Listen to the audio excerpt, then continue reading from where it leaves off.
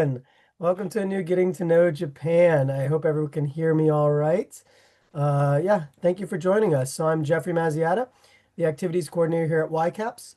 I'm stepping in today, as I have recently, for our usual host and program director of the series, Amani Kidd, who, as you can probably see her in the chat there. She's going to be working behind the scenes today, making sure everything's good to go on the technical side. Amani, we look forward to having you back as the on-screen moderator soon. But yeah, so today we're also joined with, as you can see, Professor James Ferrer, who will be presenting on the small eateries creating community in Japan and the threats they face.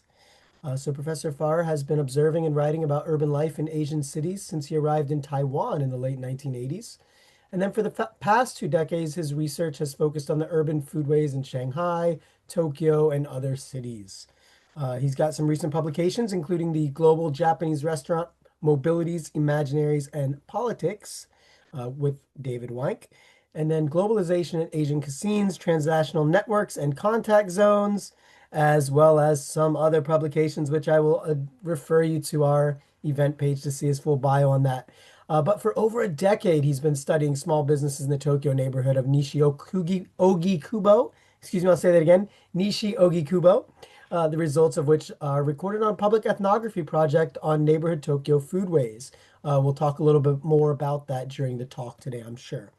He also has his PhD from the University of Chicago and is a professor of sociology and global studies at Sophia University in Tokyo. I believe it's called Jochi in Japanese. I may be wrong on that. But yeah, so we're very happy to have him today. We're very honored to have him today. That being said, I will pass it over to him so he can talk to us a little bit about our topic. All right, thank you for the introduction. I'm going to share my screen here so I can talk about my project. And let me see. Hopefully, you guys can see that now. Let me see. How about that? It looks good. All right, great. So everybody, I'm going to be talking about this about small eateries, and I use the term eatery. It's an awkward English word to translate the Japanese word inshokuten, and inshokuten is a common kind of bureaucratic word that captures, I think, what Japanese restaurants really are, which is eating and drinking places. So, at least in my neighborhood, when people ask you out, they never say, let's go out to eat. They always say, let's go out to drink. Maybe it's just me, but I think it's not. I think it's basically that people eat and drink, and that's kind of what this is about. It's not just about izakayas, because it really is a kind of broader thing. There's little restaurants, little cafes, and I'm going to be talking about, how those function socially and some of the problems they're facing and some of the ways they've actually been facing those problems. So I'm going to be talking in particular about a part of the town called a yokocho, which is really a kind of little dense alleyway. And I'm going to thinking about these also as a kind of cultural construct. The yokocho is really part the residue of post-war black markets. So it has to do with wartime period after the bombing of Tokyo. There was really not much left, as many of you know, and the black market sprang up all along the rail lines, along the train stations, especially because these areas had been cleared out actually during the war. So there was actually a space to open up these markets, and they were everywhere. And very few of these survive, but some do. They have become part of the nighttime economy. So they're alleyways. They have transitioned. They transitioned a very long time ago from retail spaces to largely food and beverage spaces. They became very popular during the sort of bubble economy as nightlife zones.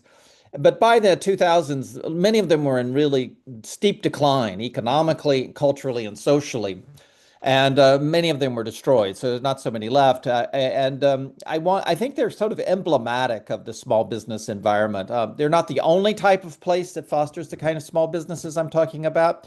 But I think it's a good window, a good lens onto it. So I'll be talking about one sort of yokocho as community spaces. In one particular yokocho called Willow Alley or Yanagi Koji, and in Tokyo. And this is all a project here that you can see online. So if you're interested in the data, even really it's mostly published. So you have all these ethnographies of small businesses published on my webpage called nishiogiology.org, which is a community ethnography project. And it's done in English and in Japanese to be shared with the community and also shared with scholars and other interested folks. So yokocho, I think, are precarious spaces.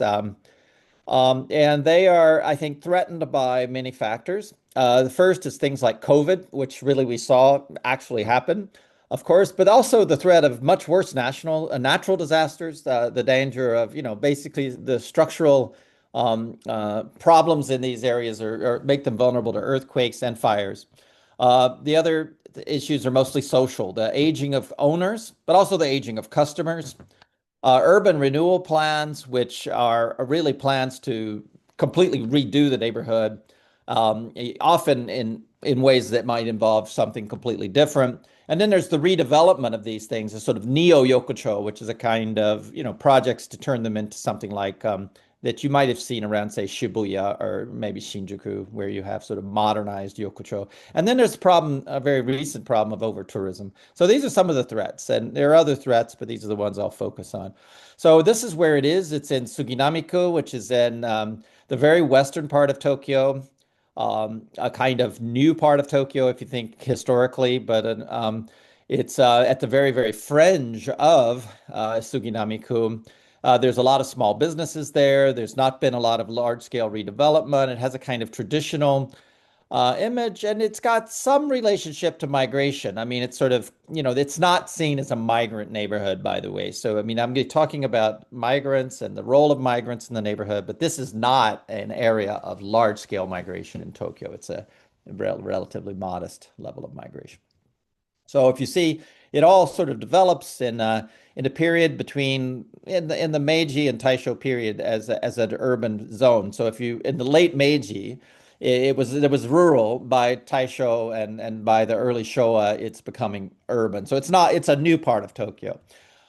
If you look at the alleyway itself, it's very dense. These are I don't have scale on here, and I should. These are very, very tiny spaces.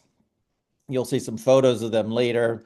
I'm just some of the businesses I mentioned in the presentation are listed here, but there's about 56 businesses in an area that's about the size of an American football field or maybe a soccer pitch.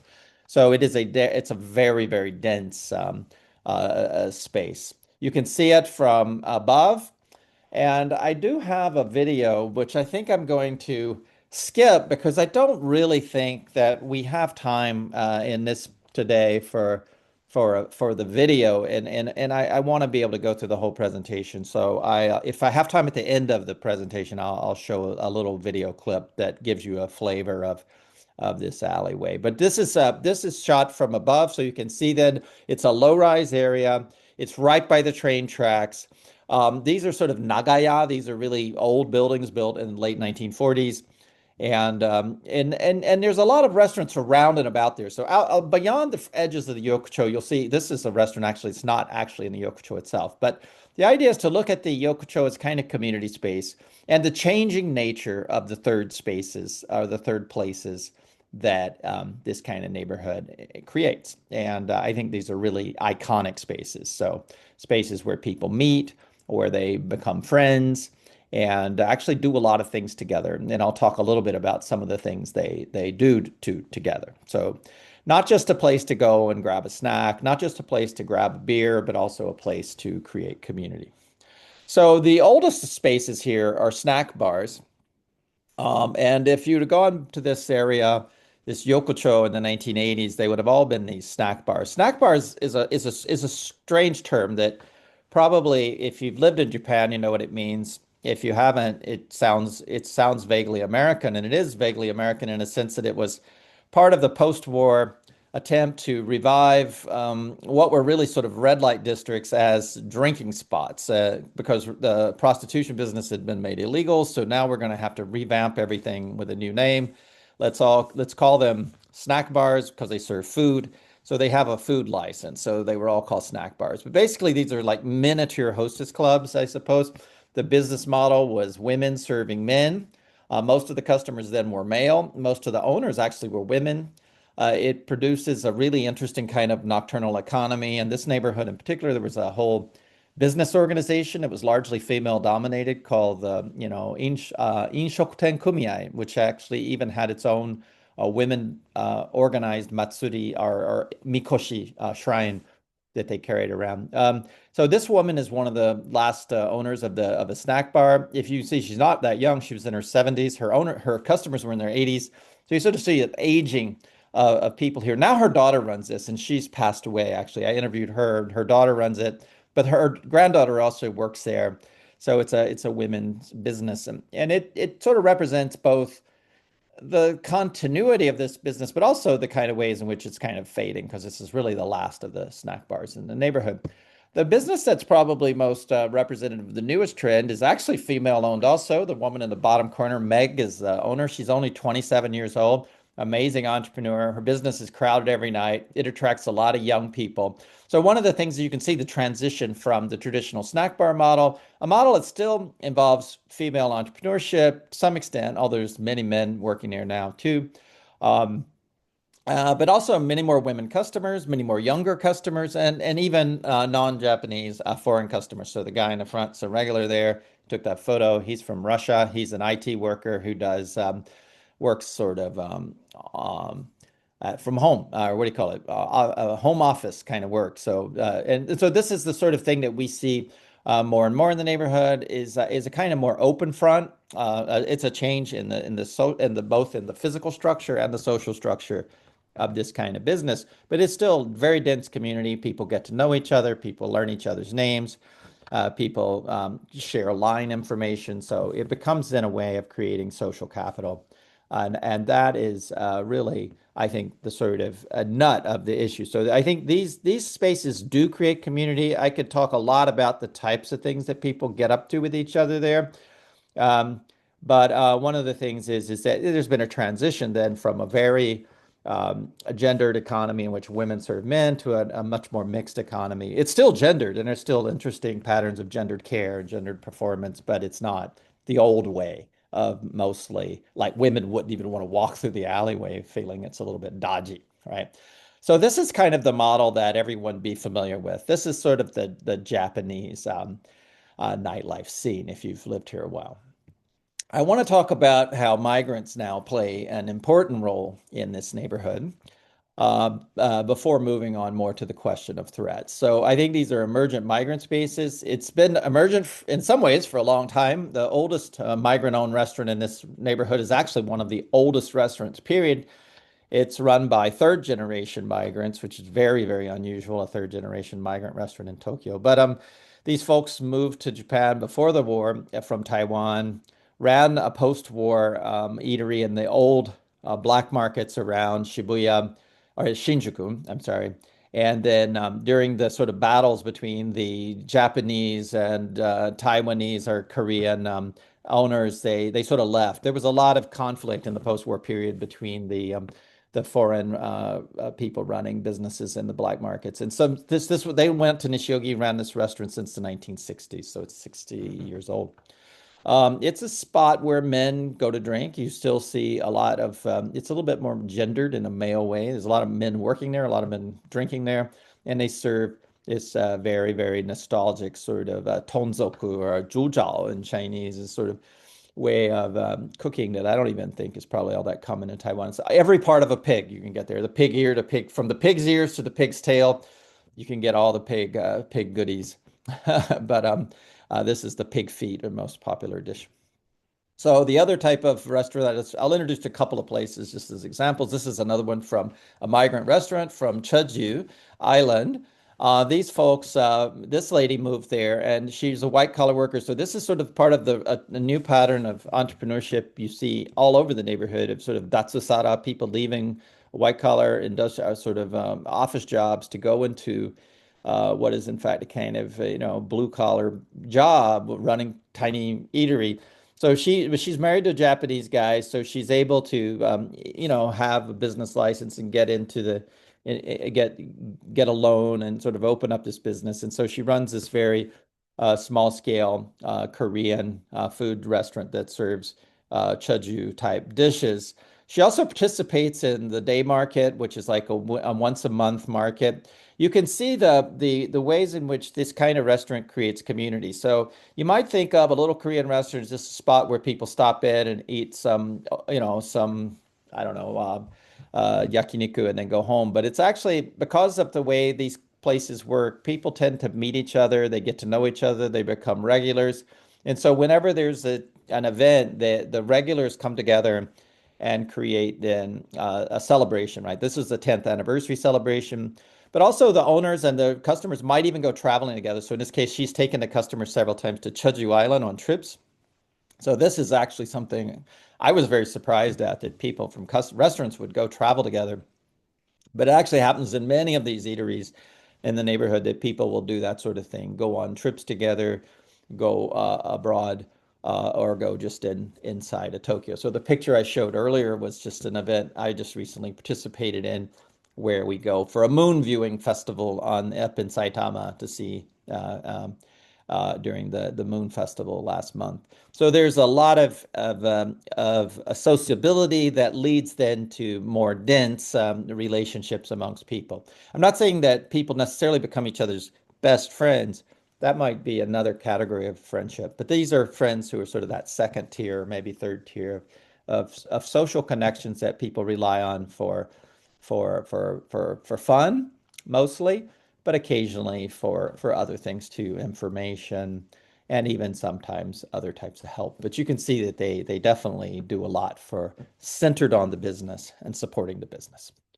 Finally, the last example of this restaurants I'll give, and this is another one. This is an interesting one because it's an Okinawan restaurant, which is, of course, Okinawa is part of Japan, and yet the owner now is a Chinese woman who, for very complicated reasons, ended up getting to be owner. I mean, she's related, so it was a lot of sort of always very complex, sort of intimate relationships behind these stories. And I don't even think I completely understand it myself, but she ended up being the owner.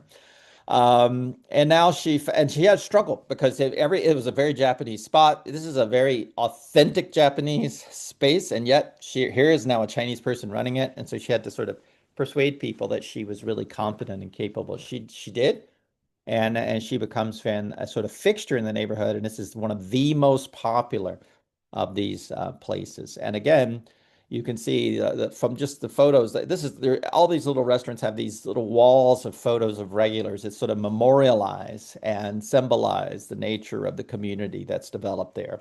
And you can see all these faces and then look around the bar and notice those people are still sitting at the bar 20 years later. They just look a lot older. There is this sort of a density and also longevity of these places. So this is the kind of community that she fosters. And it's a very inclusive community. So one of the things I think that makes it a little bit different when foreigners, migrants own these restaurants is they do become a bit more inclusive. So she has some regular Chinese customers there, which would be really kind of unusual, I think, in this neighborhood. And they are really integrated into the community. So we also have right beside her a Bangladeshi guy that runs a bar as well, also a longtime fixture in the neighborhood. And places come and go. So there was like a Greek guy that was very popular, but he lost his business during COVID. So you see a lot of this sort of community going on in the neighborhood. So these are the features of it, I'd say, that make these things a really interesting community spaces. Human scale architecture that really keeps things small and face to face. Independent ownership instead of people working part-time or just being employees. So people are really devoted to their work. Meaningful work. People take their food seriously. Some people make lovely food and really take and it's all related into customer service, so that it depends on what they're trying to achieve, whether it's a drinking spot or more of a slightly upscale spot. But the sense of artisanal work is strong. That sort of shokunin bunka that people talk about. And these are basically places of sociability. So this is what I think is important about these places.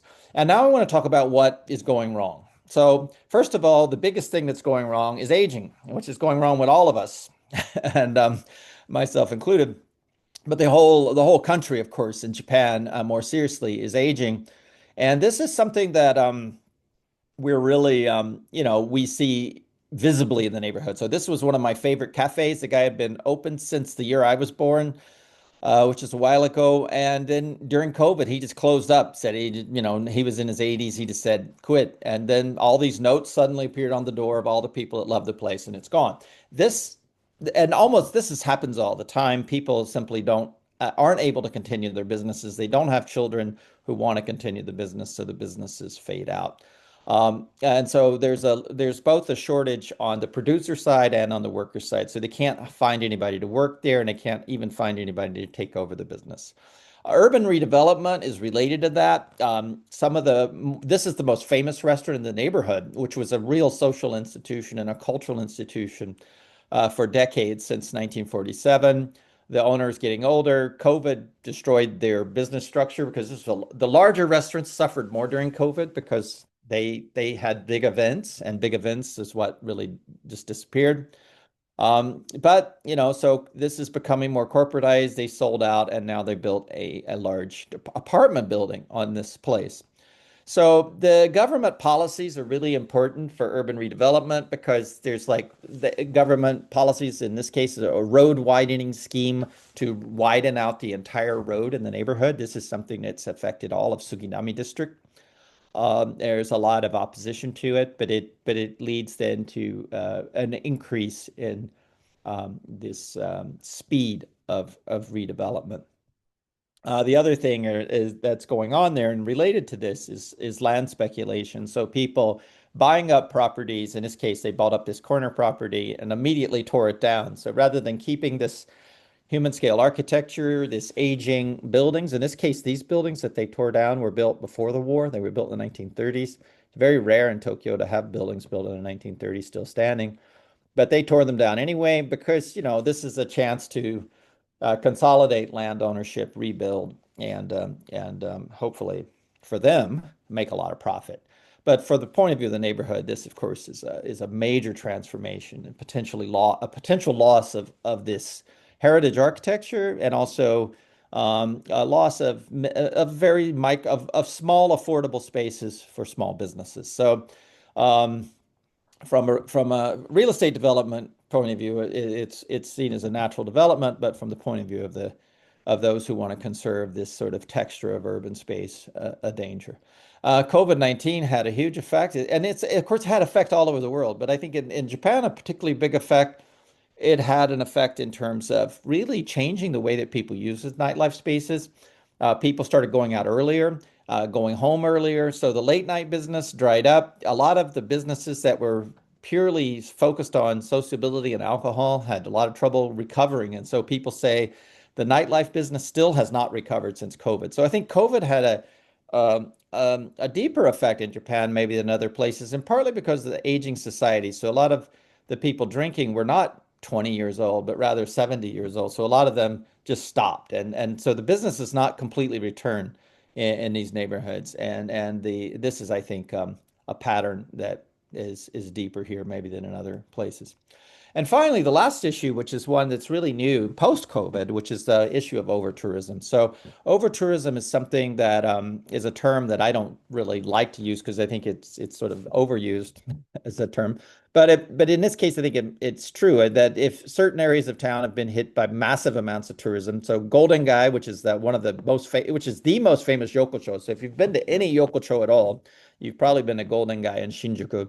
And it used to be a place that was entirely Japanese, a place of community, a place that was also just like what I'm talking about, supporting urban third places, supporting long-term communities of regulars, and now has really been taken over by tourists. Tourists simply don't create the same type of thing. Obviously, tourists come and go, so there's no way you're going to get a kind of sense of community there with a tourist spot. So Golden Guy's really transitioned from being a very typical yokocho supporting long-term subcultures to being more of a tourist spot. And so over tourism, I think, does have a role. It is a threat to this kind of social space.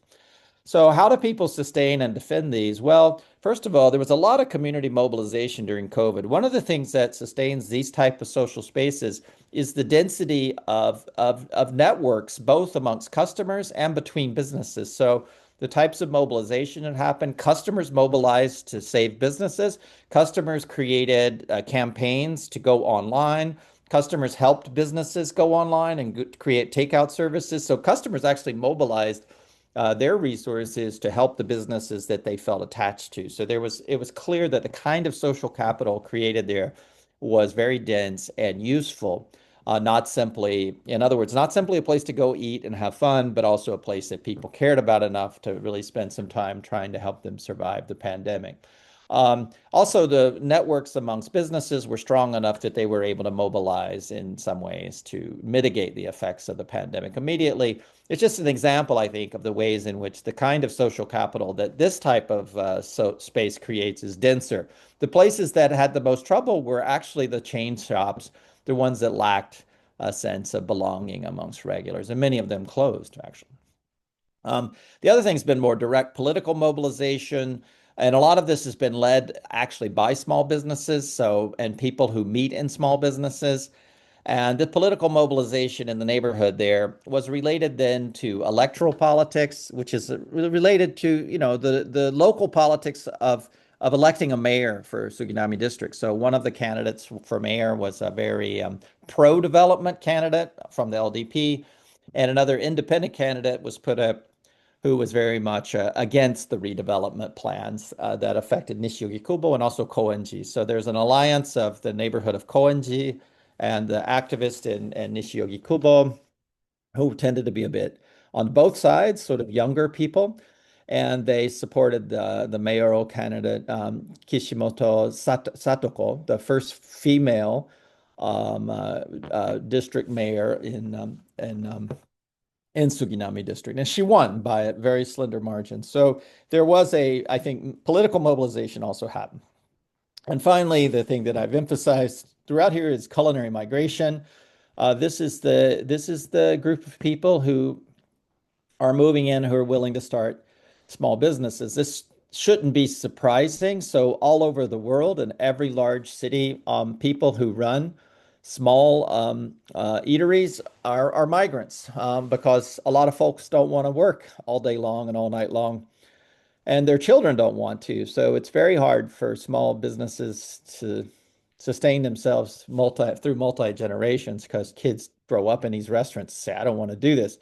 So migrants come in who are willing to put in the long hours. And so we see a lot of folks in the neighborhood originally from China. That's still a group of people coming in to run businesses, and also from Nepal. So those are just two examples here, both that I've just showed the photos of. So I think those are the two biggest groups in terms of numbers of people, but we see migrants from all over the world in the neighborhood sustaining what is in fact seen as a typical Japanese space. So the Yokocho in particular is seen as iconic Tokyo, a nostalgic Showa space. And yet, when you look into the details, even these iconic Japanese spaces are now sustained partly through migration of people willing to do that kind of work. So I think we see that also in, by the way, in Golden Gai and then like Amoide Yokocho and all those places too. You see more and more migrants running businesses there.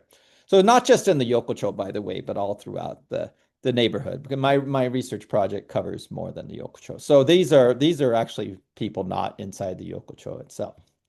So if we look at the picture as a whole, what sustains neighborhood foodways, I would say you have the built environment, you have independent ownership, you have workers that care about their jobs, a sense of meaningful work that comes from being in charge of your own business, and you have customers that see this as an urban third space that they're devoted to, a sense of community that goes into it. And what are the stressors? I think urban redevelopment is the biggest threat in this neighborhood. Aging society threatens independent ownership and labor. We don't have enough of either owners or workers. COVID and actually other natural disasters, in fact, threaten all these things. And things that are resources, immigration is a resource because immigration provides both customers, there's new customers coming in, people living in the neighborhood, and new owners. Community mobilization, basically, I think you have people coming together to try to preserve the built environment, and tourism, which is kind of both a plus and a minus. So in our neighborhood, so far, we don't have over tourism. We have tourism that brings in extra customers, but not a flood of customers. So the right amount of tourism is a very good thing from the point of view of the owners of these restaurants. Um, there's some talk of over tourism, but it hasn't hit Nishiogi. So I think it's very important when we think about a city the size of Tokyo that over tourism may be a problem in some neighborhoods, but it's actually more of a resource in others. So far in our neighborhood, it's been more of a resource. So I think we can say in conclusion that these are kind of, um, the Yokocho are seen as sort of authentic Japanese urban spaces that support communities, and they're kind of ruins, right? that are vulnerable to uh, urban renewal, that is really demolition when we talk about renewal, redevelopment, which is kind of gentrification, and they're remodeled as something rather completely different, and they're also vulnerable to aging. And the point here really that I bring to this, because what I've been talking about here, by the way, is something that a lot of Japanese sociologists have also talked about and also activists. But the point that I think I bring to it in my research that the neighborhood activists have not talked about is the question of migration. So I think that migrants are sustaining these spaces. They sustain them economically because they operate and staff businesses. They sustain the neighborhood culturally because they actually sustain tangible and intangible local heritage. I mean, so the Yokocho is not being destroyed by migration, but actually being sustained by it. And socially, they sustain the communities of regulars that are there. So a person that I like the people I just introduced you, they sustain communities of people that are largely Japanese. They're not sustaining communities of migrants, but rather communities that are largely local. Now there are, but are a bit more diverse, right? So you'll have more foreigners, say, as regulars, but always a minority of the customers are actually fairly small minority in this neighborhood. So these are the things I think that are happening there, and I think I'm emphasizing in this presentation that migrants are probably part of the solution to some of the stresses that these places face. So, and I think that's it. Let me see. I think I have maybe one more slide if I can get it to it.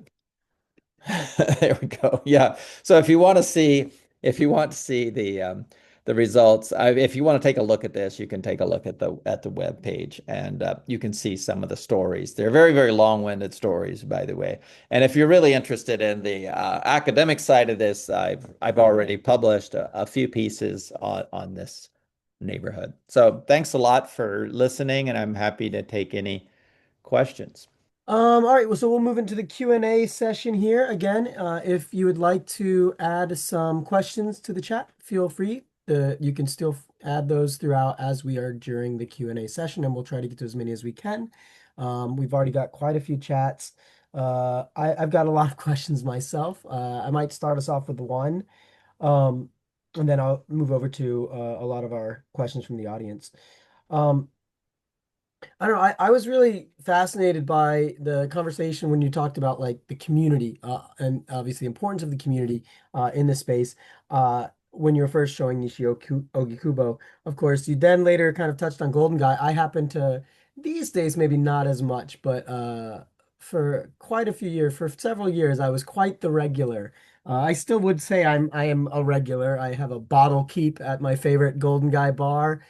Um, so I know quite a bit about Golden Guy, and I agree with you about the over tourism, and it is quite strong. And it's interesting because sometimes at my regular bar, my favorite bartender Nozomi, there'll happen to be all foreigners in the bar that day, and she'll be like, hey, it's foreigner night tonight, and like she's the only Japanese, right? But then other nights, it's the regulars, and it's all Japanese. This happens to be a very niche bar. Um, but I do notice that. Uh, for example, Nozomi, she actually bartends at two different bars in Golden Guy. Our other friend Moa, she bartends at six different bars in Golden Guy. One of the regulars there who used to bartend at that particular bar, Ma-chan, bartends at two other bars in Golden Guy now.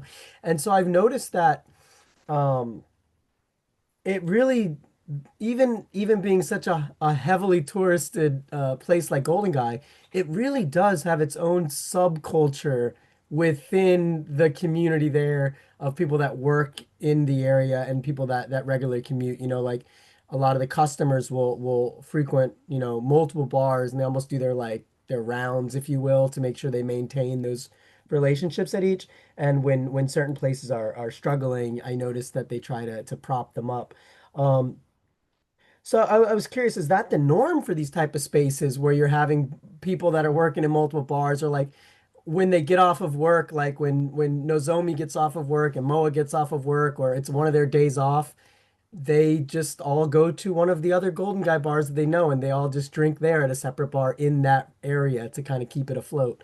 Is that the norm, or is that just maybe a Golden Guy phenomenon? Right. Well, I think that's a fascinating story, and I mean, it really sort of supplements what I was talking about. So I think Golden Guy, in some ways, is both similar and quite different from Yanagi Koji or Willow Alley over there. So Golden Guy is much.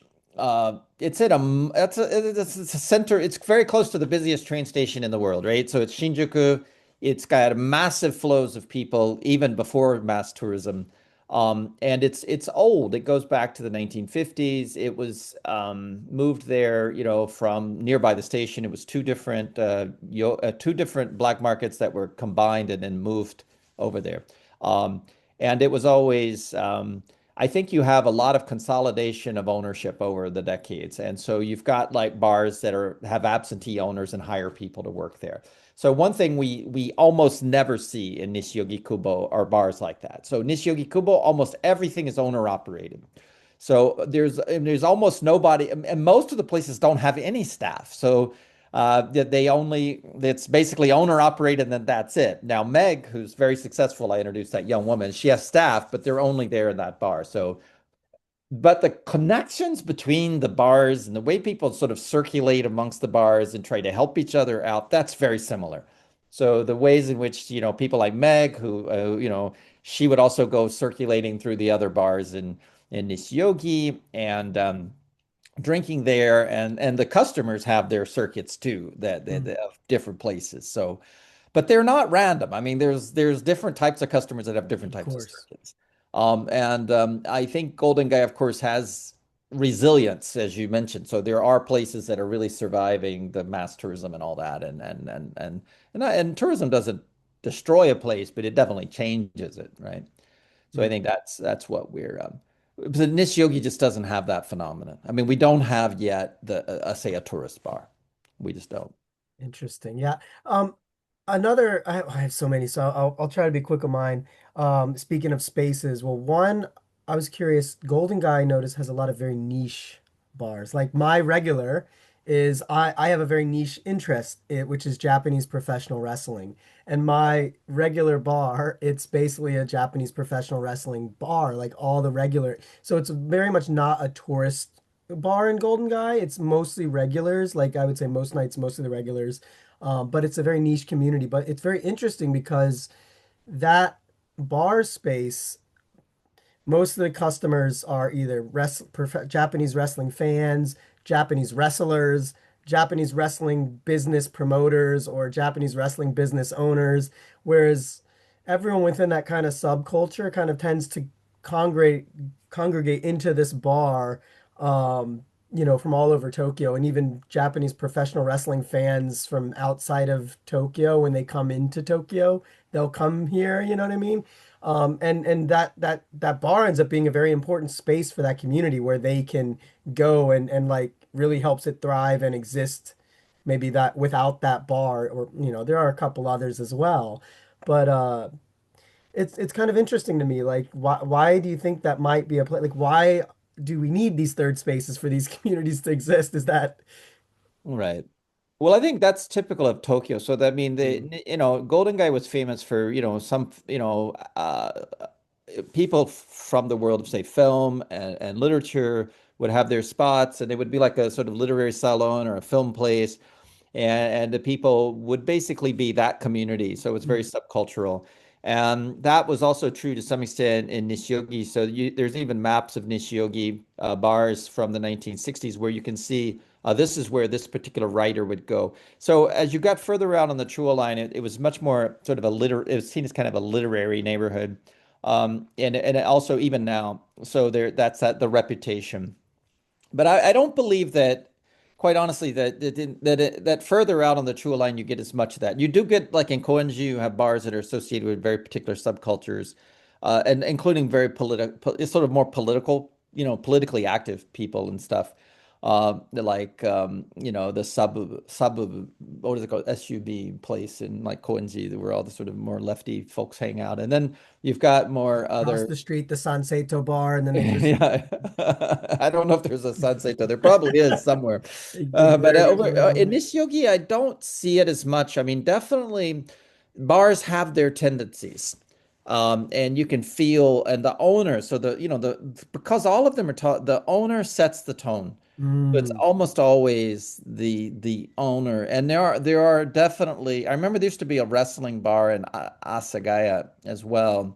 So that, yeah, wrestling, there's places where people are really into, for example, boat racing in the neighborhood. There's where all the people that love boat racing, it's sort of a hobbyist thing, and they hang out there and talk about boat racing, but that's not the only theme. And definitely there was a place that was into Keiba, like, but the people that were really into horse racing would go to that bar. mm.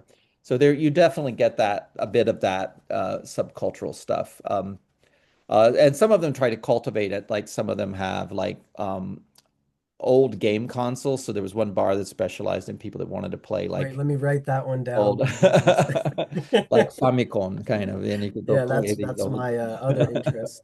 Yeah, Yeah, I actually know a kind of cyberpunk or retro games bar in yeah, Ueno Park that they'll occasionally go to that has a yeah, nice vibe there. That's very interesting. Actually, speaking of that, yeah, these niche bar interests, like I will say as a tourist or as a non-Japanese resident, if you want to be welcomed, if you can realize whatever that niche of that bar is and you happen to be interested in as well, you, from my experience, will be welcomed in with open arms and a lot of very excited people to see what? You're a tourist, but you also like Japanese boat racing? right. It's definitely a way to be welcomed in. Yeah. Uh, I have one. We had a question. We had a few questions that were talking um, about like the cost of owning or renting, and if most of these places, like you said, in that area are owner operated. Like Amit was asking quite early, so you may have already gone into it a bit, and he was asking like, I guess you can expand it on beyond Nishio Kigo Ogi Kubo, but he was curious like, are most of the people that run the venues they also own the real estate or do they rent it? If they rent, are the landlords individuals or is it like big real estate companies that are owning most of these sections in Japan? But you said Right. in your area it's mostly owner operated, correct? Well, no, so let's clarify that because no, in the sense that owning the building, no, almost no one owns the real estate that they live in. It used to be. So if you go back to the early period of the 19, say 50s or something, the small restaurants would have been owner operated. So some of the family businesses like the soba shops and stuff like that are owner operated in the sense that they actually own the real estate. Hmm. But since say even all the way back starting in the bubble period and when real estate gets expensive, I mean a small business owner is not going to be able to afford to own the buildings, and so by the 70s and 80s even the people starting are renting. So you can definitely find so you can find people from who started businesses, say in the 70s, that own the building. But and people that have, I think since the last 50 years or so, you get very, very, very few people that own the building. So they're renting. And even and the ownership of even the rental properties is consolidated. So it used to be very individual and extremely fragmented. So one reason redevelopment never happened in Nishiogi was because the property ownership was very fragmented amongst many, many landlords. But now there's a consolidation of some of the land ownership. When we talk about the speculators that I was talking about, those people are trying to consolidate parcels. That's what they're doing. They're buying up parcels from individual landowners and then consolidating them for the purpose of repackaging them for larger scale development. Hmm. All of that's going to change the nature of the neighborhood. So right now, rent is still cheap because if the thing about really dilapidated real estate is it's cheaper. So there's always a cost benefit analysis. So for the place, some of the places I was talking to, they could rent as low as 70,000 for a small bar, like 70,000 yen a month. That's really cheap, right? Yeah. Or maybe for a bigger space, 300,000 yen. So down in Shinjuku would be 500,000 yen for something like that. So I just had a friend who recently rented a place in Shinjuku Sanchomi. It's 550,000 a month. So I think Oh, okay. this, I know some folks that have bars out there as well. It's a nice, yeah. very Sanchome. It's very up. It's a bit more up. I mean, it's not upmarket, but like it feels a little more classy than say like a Golden Guy, right? Oh yeah, yeah, yeah. So for around 100,000, you can rent a really micro space. So many of the people that are running businesses are really poor. Mm. I mean, I don't, they don't have resources. They just get by basically a Yeah, lot of them. Yeah, that's why a lot of them won't have staff, or if they have yeah, staff, they have like one or two trusted staff that are yeah. basically doing it with them, right? And Yeah. many of them are actually doing side jobs in order to do this. So there's people doing like house cleaning or people doing other home care jobs, people working in other restaurants so that they can also keep this thing going on that they're doing. So it has a sort of, it's not, they're not, yeah, they're not accumulating a lot of any It's not your surplus. image of like a owning a big bar in New York City and getting rich off of it, you know? Yeah, yeah, and which I think is mostly an image anyway. Yeah. Yeah. But yeah, no, they're not entrepreneurs in a sense of their. Now there are people, I mean there's a lot of variance. So there's some people that are very entrepreneurial like Meg, who I just introduced. I mean, she's quite entrepreneurial and she's opened up another branch, and if you can open up 3 or 4 branches of your bar, you might be able to accumulate then enough income to live a bigger lifestyle, and she's sort of aiming for that. But it's tricky. It's even for her, who's very talented and very successful in this yoga. It's very tricky to open up She a sounds second very spot. entrepreneurial. 27, you said she is. Yeah, Okay, yeah, that's yeah, when I was 27, I was not nearly as yeah. No, no, I was, I was doing other stuff. So there, yeah. So I think, but it does. It's still not easy. But yeah, there's a few people like that. So there, but there's more of the people that are just stuck in their one little spot, and maybe stuck is the wrong word, but happy ensconced. uh, Um, I was actually curious. You mentioned, obviously talking about you preempted my next question, which we had from the chat, which was the price to rent a space like this. So thank you. That was really very nice, and also a good view at like, obviously in more rural areas or even further out in Tokyo compared to say in Shinjuku, the prices can vary wildly, as you said. One thing I noticed, interestingly enough, like I said, my regular bar that I go to, I notice and actually some of the bars I know that are in Sanchome as well. I know one bar space in particular that on Sunday, Monday, and Tuesday, it is Little Party Bar, and it's run by a certain owner operator. His name is Mitomi-san. And then on every other night of the week, so like Wednesday, Thursday, Friday, Saturday, that is not Little Party. It is Vesper, Bar Vesper, and it is run by Kosan, and that's his bar. And what really it is it's Ko's bar, and he has I guess, rented that bar space out to another person to use as their bar for certain nights of the week. And then the one that I know that I mentioned, the pro wrestling bar on Saturday nights, it is not Cielo, the pro wrestling bar. It is a different bar with a different person running it. Even your bottle keep doesn't count.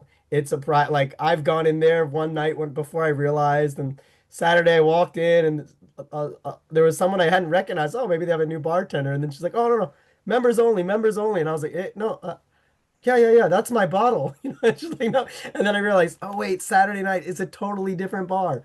And they kind of like, I guess, share the space to help get those costs more reasonable. Is that common, or have I just happened to run across that more often than usual? No, I mean, the sort of sharing economy of urban space is very common in Nishugi for bars and for cafes, and Mm, even for restaurants. It's largely a way for people to keep a foot in the business. So the people that are renting out secondarily are almost never making any money at mm, all. So they're doing it almost as a hobby. I mean, there are some people that probably can work that as a money-making scheme, but it's yeah, what I observed and when I've really tried to get into the finances, what I've seen and for the especially for the rather really small scale spaces is that people are almost never able to do this in a way that would be economically sustainable, say to support a family.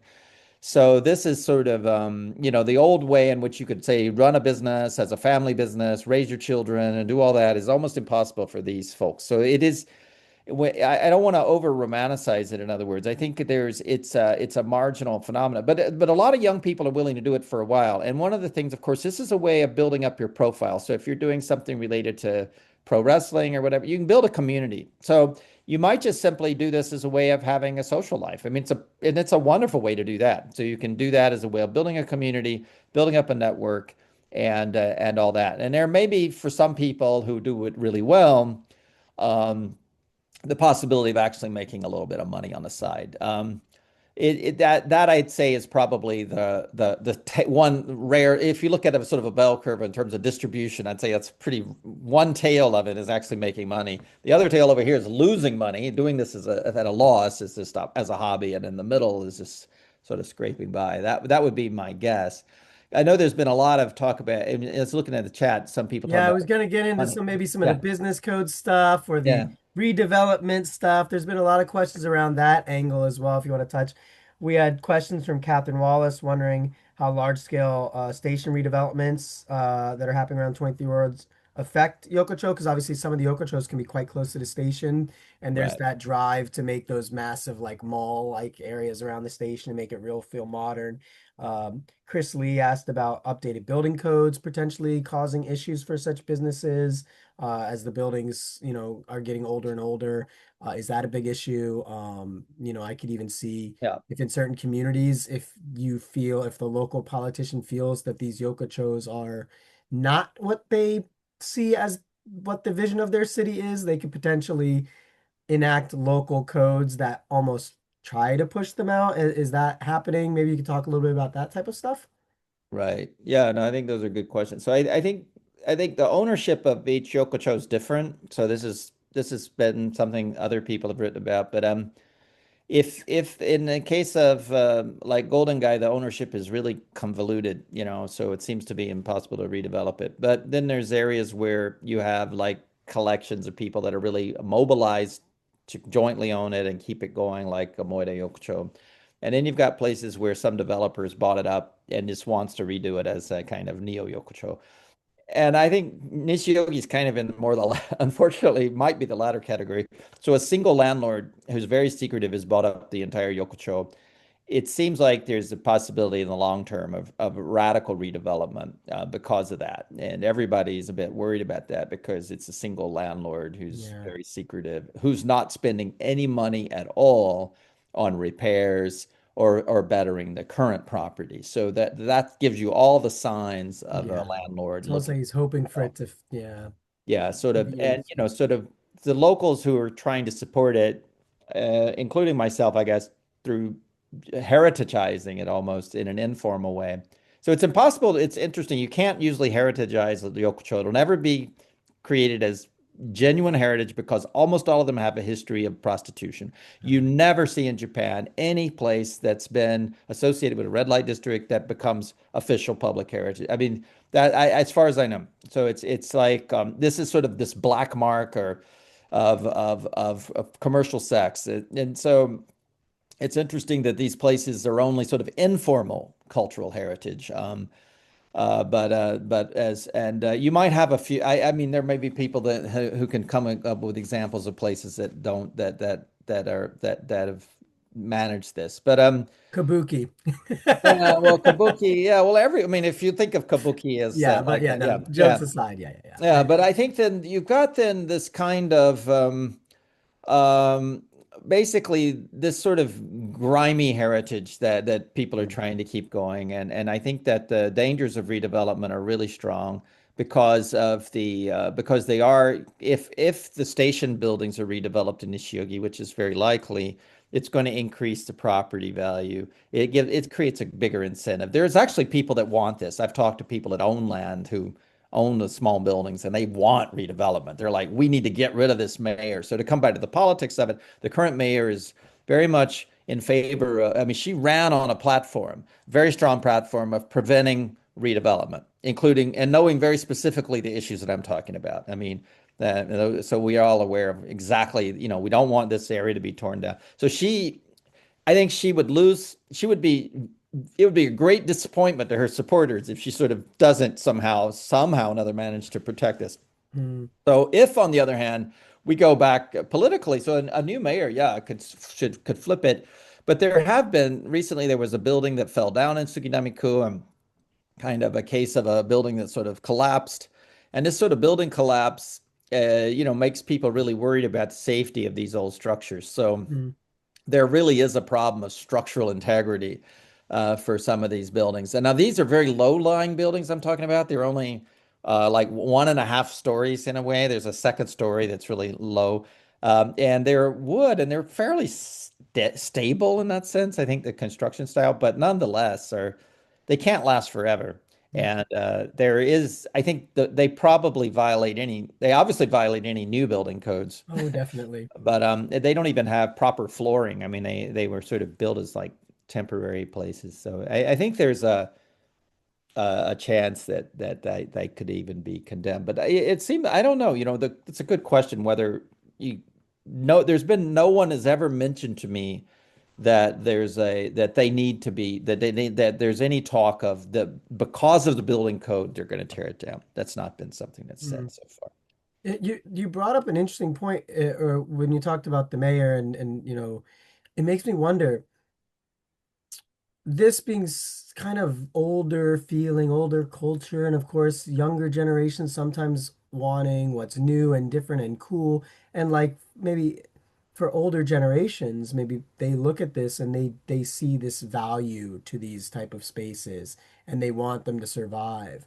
But as they continue to age, as younger people that like people that are young now grow up, do you see in your research are these? I know you showed quite a diverse photo in when you were talking about what was it? It was Meg's Yeah. business. Do you see the younger generation embracing this as strongly as the older generation has, or is there a threat that the younger generation might not fight so hard to keep this in alive, and it could maybe speed along the replacement into one of these like Kabukicho Tower where we have where you go inside and it's very much an artificial ryokucho and it's very cool and interesting, but it maybe might not have the soul of the original. So do you see that as a threat? And then Um, also, is can this culture still be left alive if it changes into that kind of new version of ryokucho, or do you think that is yeah. something that we would lose for forever? Yeah, I mean, my sense of the so-called neo-yokocho is that they don't keep the culture alive because, I mean, they're not really independently owned businesses where you have a strong presence of an owner operator who creates a sort of subculture around what they're doing. I mean, if it's a bunch of college kids hired to work as staff, it's basically like a Starbucks. It's nice, but it's a place where you go hang out with your friends, and it's just a flow through space like every other fast food restaurant. Doesn't mean they can't be used by people for sociability, but they're not really the same type of space that really creates a dense community. So that's the neo yokocho, I think, are not a substitute for this. Now, the do young people care about this? I think 20 something year olds don't because first of all, they're kind of pricey. But the people that are really devoted to it, the people that are often middle-aged people, youngish middle-aged people. And they're not the locals. So the locals who grew up in Suginamiku are often really cynical and they're like, forget it. This was a bunch of rundown buildings, used to be prostitution and all that. It's not so nice. So there's a kind of conservative element of the old money of Suginami district, the folks who are, really are really a big, because Suginami has a very old and kind of, hidebound conservative crowd who don't really like this sort of stuff. They always saw it as a bit dodgy. But then, so the interesting thing is a lot of people that are really devoted to it and really want to preserve it are newcomers who are youngish middle-aged people, but they're not the old timers. So there is, I think, a constituency really amongst younger people, but it's not the youth. It's not teenagers or say college kids. That there might be more of that, say, in other neighborhoods like Koenji and places that attract more young people. But yeah, Nishiogi is more. It's where people who liked Koenji after they grow up and become adults, they move to Nishiogi. So it's like the former youth or the people that like to think that they're still young. I'm firmly in that category, I feel. So we are running quite low on time. We're teching out, but I want to say I noticed you did mention that you were looking through the chat for anything. So rather than me present questions, if there was anything that you noticed in the chat that maybe we didn't get to that you'd like to touch base on, I'd like to give you that opportunity. Otherwise, I could have a very like final question already I have in my brain, but I'd Yeah, love well, to I hear saw what some you. people talking about like the entrepreneurs and like the whole question about what's going on with, say, the Nepalese entrepreneurs Mm, and all that, and there has been really a tightening up of regulations on entrepreneur visas. I think one of the reasons was because a lot of the folks who were doing that were were using those visas as a way of sort of also creating a kind of migration and infrastructure, bringing in a lot of cooks. There was a lot of sort of the exploitation of migrant cooks, and so there is a there it is a it's a complicated story when you look at how the cook visas were used as a sort of as part of a kind of migration infrastructure that could then be quite exploitative because of people being underpaid and the business. So I think that the government in some ways trying to deal with a real issue there. But of course, these people also come in and have created a lot of businesses for people too. And there's a large number of very successful, Nepalese entrepreneurs, and I think in some cases doing very well mm. financially. I've also seen a very large growth in the Vietnamese communities Yeah. around, like, say, Takano Baba Yeah. and other places where, I remember it used to be like, oh man, there was this one really good banh mi shop in Takano Baba, and then like 4 or 5 years later, also Shinokubo, of course, is quite very popular. But now it's like, yeah, if I go down to Takano Baba, like I almost feel like I'm in like a little Vietnam, and it's great, you Right. know. And there's spaces and like, I'll find a random restaurant and I go in there and it's all the customers are Vietnamese, the staff is Vietnamese. It looks like the build up, like the way it's designed is like a restaurant, and they even have a little like a karaoke space in it that's separate, that's close. And like this is just like something I'd walk into in Ho Chi Minh City, where they're creating like a space for that community, which is I think really great personally. I think it's great. So yeah, but I do also see like this thing like you said, where there's a lot of concern with visa issues and bringing people over. And because I have some Vietnamese friends that ended up in a random, I think it was like Iwakuni, Japan, and they realized, oh, I'm not happy with this visa arrangement that I'm under. Yeah. Yeah, well, I think that the Vietnamese are often, I mean, some of them are on student visas, which is actually, allows Yeah, them to have mobility. I think some of the Nepalese that were brought over with the cook training. visas Mm. have paid a lot of money to brokers, end up having Mm. borrowed a lot of money, and then end up owing money to the people they're working for. So this kind of situation leads them to be in very kind of vulnerable and often don't they lack Japanese skills and stuff. So it's I think there's different situations in different communities too. And there's a real explosion of migrant eateries in Japan, some of which are wonderful. There's a great Myanmar food scene that's developed all over the city. In northern Kanto, there's a huge Pakistani scene and great restaurants too. I mean, really, way up there. And so there's a lot of interesting stuff going on. I don't know what's going to happen with the new prime. Someone is asking about no one knows. Yeah, I think there's a lot of concern for any of us in the foreign resident community, yourself included. I'm sure we are Yeah, worried with potential change in welcomeness yeah. for foreign residents, without naming any names or anything like that. But yeah, so I guess we can only just see. I guess if I had a final question, I might just say, a positive thing to end this. Like, how can we help to keep these spaces alive and thriving? What is your thoughts on that? Should we all just go to our local smaller, find ourselves a place to become a regular at? Like, what can we do if we want to keep seeing the scene thrive? Well, I think it's sort of a two or three birds with one stone thing. My students who come from all around the world always say, oh, it's hard to meet people in Japan. It's hard to become part of Japanese society. Well, really, one way to do it is just to go to one of these little places and become a regular. It is amazing how after three times you might just be a regular and Yeah. accepted. It is a way of supporting them, but it's also a way of supporting yourself. And Mm. it's surprisingly easy. I think it's something I wish I'd have done much earlier when I was just a new arrival in Tokyo and feeling it's like a lot of people do. Oh, it's a hard city to find your niche. Well, I think it's possible still. Yeah. I agree with that sentiment. I know for myself personally, coming out of the pandemic, out of the coronavirus, like before. 2020 before the pandemic, I had, I was doing my university here and I had quite a good social group. But that 2020, when everything shut down and it pretty much lasted through 2022, it wasn't until 2023 where we're really opening back up. And I realized that for like a year or two of almost no socializing and going out, like I didn't have a friends. I was like, what am I going to do? And I somehow fell into that Japanese pro wrestling community just in that exact way that you described. A friend of mine that does art within that space brought me there.